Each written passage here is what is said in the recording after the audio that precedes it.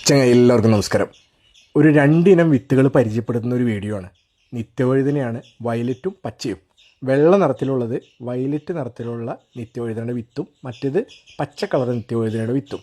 അറിയാവുന്നവർക്ക് ഇത് ഒരു പ്രത്യേകതയല്ല, പക്ഷേ അറിയാത്തവർ ഒരുപാടുണ്ട്. നമ്മൾ വിത്ത് പേജ് വഴി പല വിത്തുകളും പരിചയപ്പെടുത്താറുണ്ട്. അതിൽ കൂടുതലായിട്ട് നമുക്ക് മോശം കമൻറ്റുകൾ വന്നിട്ടുള്ളത് ബ്രൊക്കോളി, ക്യാബേജ്, കോളിഫ്ലവർ എന്നിങ്ങനെയുള്ള വിത്തുകളൊക്കെ പരിചയപ്പെടുത്തുമ്പോഴാണ്.